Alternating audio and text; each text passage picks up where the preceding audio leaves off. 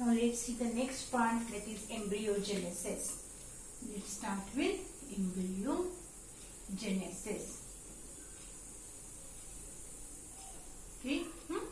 Embryogenesis, process of formation of embryo from fertilized zygote.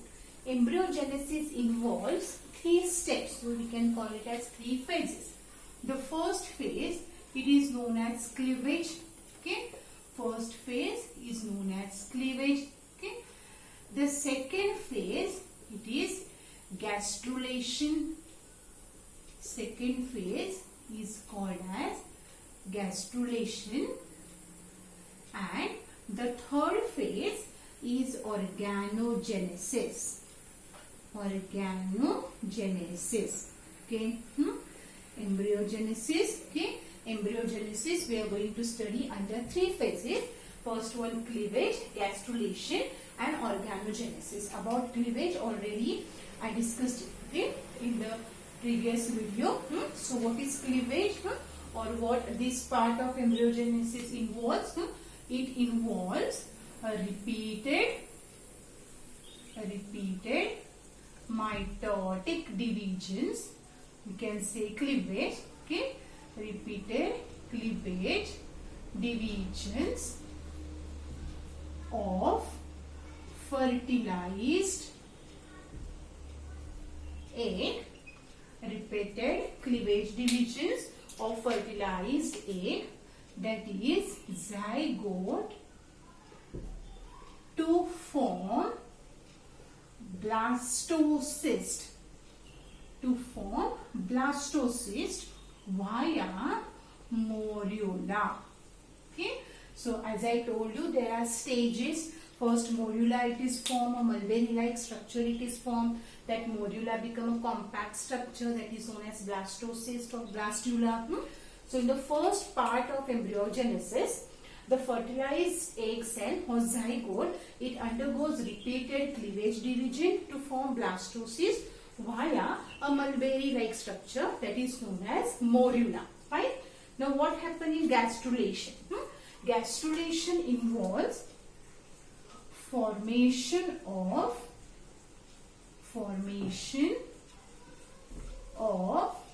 gastrula. It is a stage, gastrula, with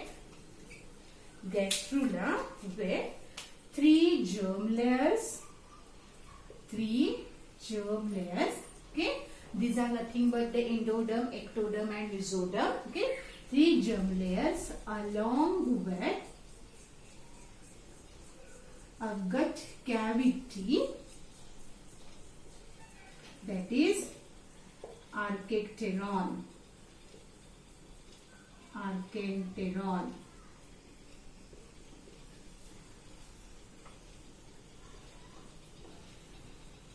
Okay, archenteron, that is a primitive gut, or the gut cavity it is formed. 3 germ layers are formed, okay, during gastrulation. And in organogenesis, different organs, okay, during organogenesis, different organs are formed from germ layers. Okay. So during gastrulation, those 3 germ layers are produced. From that, different organs are formed of embryo, that is known as organogenesis. Fine. So these are the different phases of embryogenesis. Now now in the next part we will see how morula it is formed and how that morula gets converted into blastocyst. Fine. So the next part we will start, that is formation of morula and blastocyst.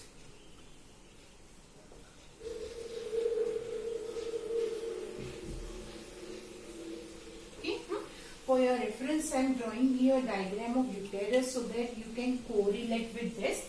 Now suppose this is our infundibulum, okay, fimbria are attached to it.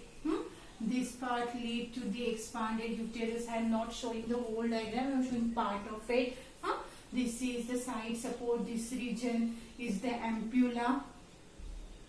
Okay, this is the ampulla where now fertilized egg or zygote has formed. Now I'll show that by a simple structure. Zygote, it is there. Zygote, it is still surrounded by zona pellucida. Okay, zona pellucida, it is ruptured just before the implantation of blastocyst in the endometrium lining.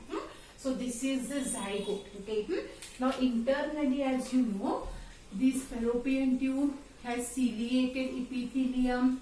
Okay, so this zygote or the fertilized egg cell, it go on moving throughout the space or the cavity of fallopian tube by means of ciliary movement.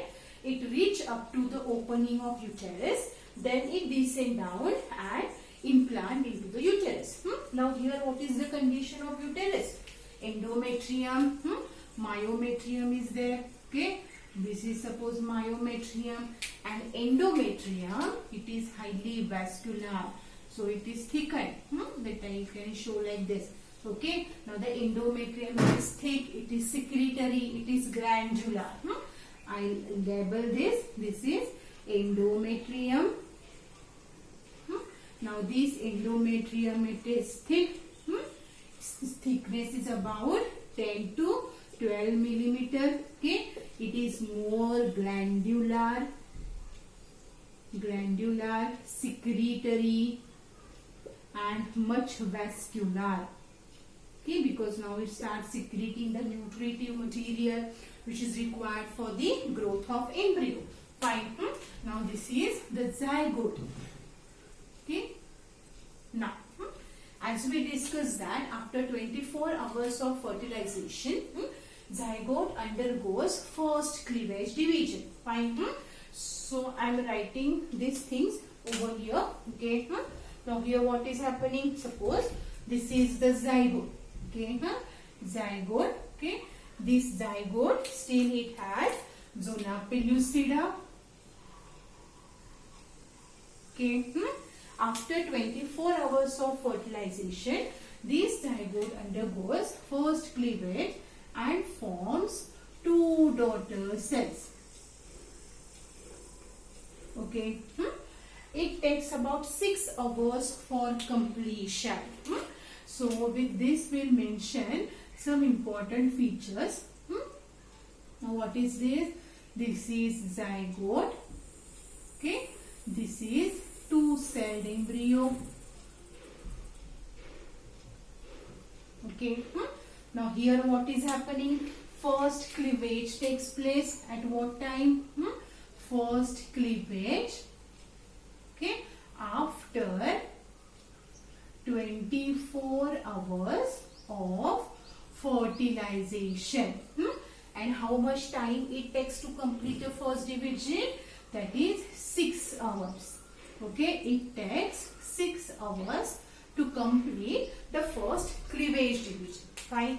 Now, some things which are very important in the human embryology is that the first cleavage, it is of holoblastic unequal. I told that in human being, cleavage type, it is holoblastic. Why I explained those types before? Because these terminologies we are going to use, okay, in the embryology. In case of humans, holoblastic, entire zygote is completely divided into two cells. So holoblastic. Except for the first one, the first cleavage, it is unequal. It results into one slightly larger cell and the second cell, it is slightly smaller in size. So this is unequal. So the first cleavage is holoblastic. It is holoblastic and unequal. Okay. The first cleavage is holoblastic and it is unequal. Okay. Till zona pellucida, it is still intact. Okay. I hope you are able to understand because it is slightly critical or little bit difficult part it is. So just try to understand. First zygote cell, after 24 hours, it forms two cell stage. Okay? It is holoblastic and unequal. Two cells out of that, one it is slightly larger and the another is slightly smaller. Now, in the successive type of cleavages, as I told you, it takes less time. One more thing is that every time it is not required that all the cells should start their cell division at the same time. Means what? Every time it is not required that two cells will form 4 cells, 4 to 8 cells, 8 to 16 cells. It may happen that out of 2 cells, one cell may remain undivided for some time and cleavage can occur in only one cell. So it will result into a 3-stage also. So odd numbers of cells can be also added. So it's not a mandatory rule that every time all cells will participate in the cleavage, and this will result into even number of cells. Same thing happens after this. After this, there is a short-lived 3-cell stage. The time difference is very minute in the cell divisions of 2 cells. So it results into a very short-lived 3-cell stage. Okay, a very short-lived 3-cell stage it is formed. Okay, this stage it is very short-lived due to time difference or the very little time difference, okay, between 2 successive cell divisions. Okay, now this is the 3-cell stage. 3-cell stage, short-lived. It is short-lived. Okay. Soon another cell also divides to form 4 blastomeres, okay, of the 4-cell embryo. Okay, so this is the 4-cell stage. Okay, you have to remember that only first cleavage it is unequal. Zola pellucida it is still intact. Okay, it remains as it is intact for till the implantation. Now this is the 4-cell stage or 4-cell embryo. Okay. So now these resultant cells, these are known as blastomeres. Okay. So now these resultant cells, these are known as blastomeres. Fine. Resultant. We have seen what is the difference in the cleavage division and the normal mitotic division. Now where is this happening? This is happening here. While moving toward or down to the uterus, the zygote undergoes these divisions. Okay, so afterwards we will draw all these stages here. Now this 4-cell embryo continue its growth and it results into a mass of 16 cells. Okay, that stage is known as morula. Okay, so as I told you, by the end of 3rd day, okay, morula it is formed. It is a mass of 16 cells or 16 blastomeres. Okay, so by the end of 3rd day, morula it is formed. Okay, so this is morula. Okay, important stage. Okay, it has 16 cells. Okay, it looks like mulberry. Okay, so this is known as a morula stage. Fine. Now see here, where to where. This is single cell zygote. Okay, 2-cell zygote. In between there is an intermediate stage of 3-cell zygote. Then 4-cell zygote here. Okay, and then here is your morula. Fine. Now outside of this, zona pellucida it is still intact. It prevents the implantation of developing embryo zygote in the fallopian tube to prevent the tubal pregnancy. Okay. Now here, once morula reaches to the opening of uterus, where by the end of 3rd day, then it descends down and it just start wandering in the uterine cavity for next 3 days. See what is happening? The morula which is formed, it comes near the opening of uterus, but directly it is not implanting into the endometrium. For the next 3 days, it is just going to wander, just going to float in the uterine cavity. Now during this time, these cells undergo a stage of compaction. Okay, slight structural change takes place. Okay, and that result into the next stage, that is blastula or blastocyst. When it is happening, when this morula, now once this morula it is formed, from here it enters into the uterine cavity. Okay, this is the morula. Okay, fine. For next 3 days, it floats in the endometrium. Okay, it floats in the endometrium. During that time, cells of morula, okay, they starts compacting. Now, in what way they compact? Okay, so that we'll see the structure of blastocyst also. I'll just rub this part. Okay. Now, during compaction, what is happening? Some cells of morula, they compact and they form a peripheral layer. Okay. Some cells, they compact and they form a outermost covering like layer. Okay. This layer is formed, it is known as trophoblast. This layer is known as trophoblast. See in what way morula changes into blastocyst. The peripheral cells, okay, of morula become compact, okay, and they form a covering, okay, on the outermost layer, that is known as trophoblast. Okay. The inner cells which remain attached, okay, or they shift toward one side and remain attached to one point. Okay.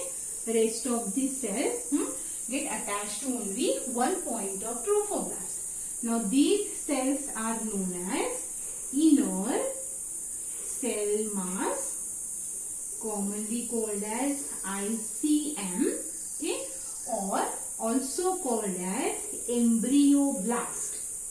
Embryoblast. Okay. Student, try to understand, this part is very important. Morula has formed, till not implanted, it is just at the opening of uterus. From there it enters into the uterine cavity, it floats in the uterine cavity for next 3 days. During that time, cells of morula undergoes the process of compaction. The peripheral cells, they form the outermost compact layer or the covering. That layer it is known as trophoblast. The rest of the cells which are inside, they shifted toward one pole and remain attached to the one side. Okay, that is known as inner cell mass, ICM. We call it as ICM commonly, or embryoblast cells. Fine.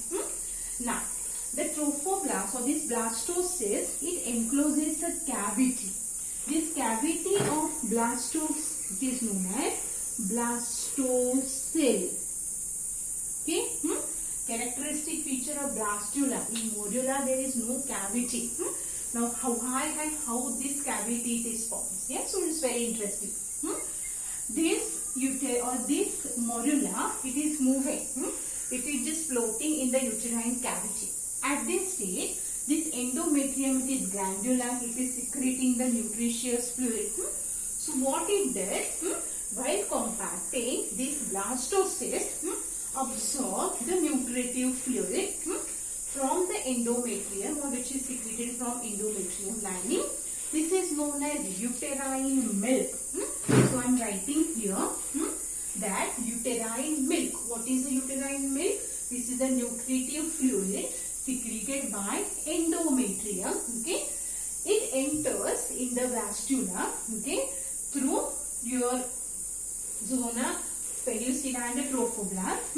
So that shifts the cells toward one side. A cavity it is formed, that is known as blastocell.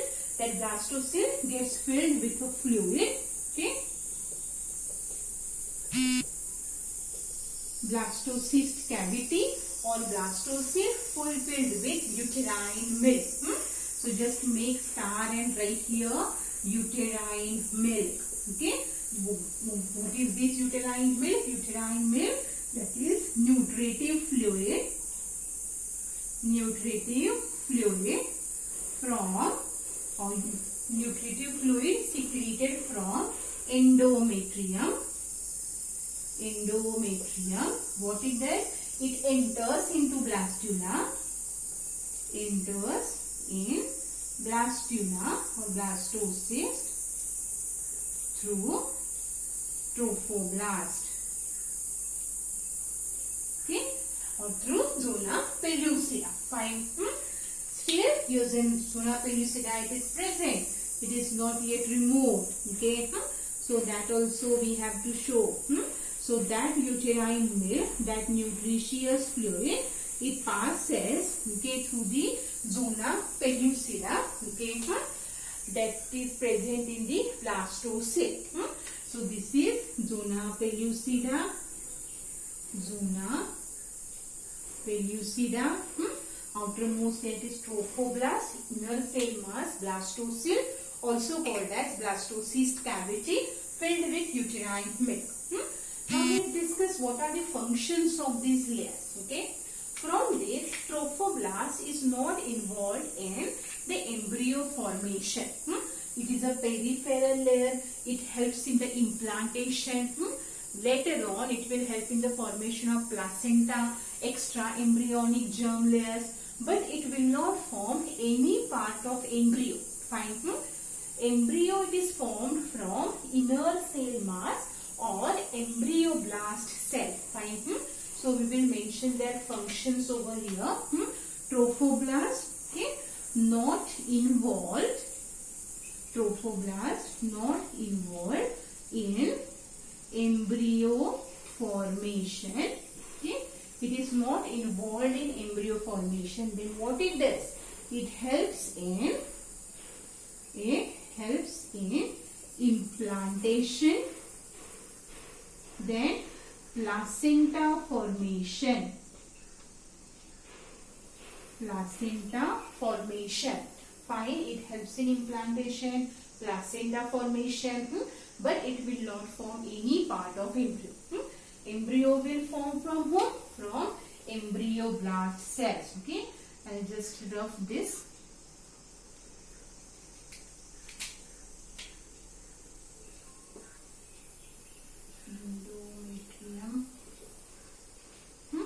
Now these inner cell mass, these are nothing but your stem cells. You can say stem cells only. Inner cell mass forms embryo proper. On this question can come definitely for theory also as well as for MCQ also. Embryo, these are your stem cells. Okay, they give rise to different parts of embryo. So they give rise to embryo proper. Fine. So this is the blastula. This is the structure of blastula. This is the stage which gives implant into the endometrium lining. Now before implanting, the zona pellucida ruptures. Okay, as I told you, when zona pellucida rupture, then these cells, they are very sticky. So when these blastocysts come in contact with the endometrium lining, zona pellucida ruptures and then blastocysts get implanted into the endometrium. In humans, blastocyst is completely embedded, completely implanted into the endometrium. Okay. So implantation of blastocyst, it onset or it gives a sign of pregnancy. That time is female said to be conceived. Okay. Now as I told you, once blastocysts get implanted, then endometrium lining must be intact. Okay. At that time, uterus should not contract, because if uterus start contracting, then what will happen? Endometrium will shed down. So as I told you, for that corpus luteum must continue to secrete the progesterone. Now after implantation, human chorionic gonadotropin XII, it is synthesized. XIG or synthesis of XIG, it is a kind of signal to the corpus luteum that zygote has implanted or blastocyst has implanted. Okay, you continue the secretion of progesterone. This prevents the contraction of uterus. Okay, if progesterone it is not secreted by corpus luteum, then what would happen? Okay, then at the end of luteal phase, okay, uterus start contracting. that will shade down the endometrium lining and it will lead to miscarriage. Okay. So for that, continuous secretion of progesterone it is required. Progesterone is contributing itself till first 3 months, that is till first trimester of pregnancy. Later on, once placenta is fully developed, throughout the 9 months of pregnancy, placenta will go on secreting progesterone. Fine. So today we have discussed up to blastocyst formation, how blastocyst it is formed, what is the structure, components, different parts, their function. Okay. So this is about the blastocyst. In tomorrow's lecture, we will see the process of implantation, how implantation occurs, how placenta it is formed, and the next stage, that is gastrulation, which is very interesting. So here, if you want, we will continue this. Okay. So just write down these things properly. Okay. Try to revise it again and again. Okay. Just remember it in the form of a picture or in the form of a movie like that. So that it will be very easy, okay, to recall and remember. Fine. So in today's lecture we have seen how that fertilized zygote gets converted into blastocyst. In next lecture we will study the process of implantation, process of placenta formation. Okay.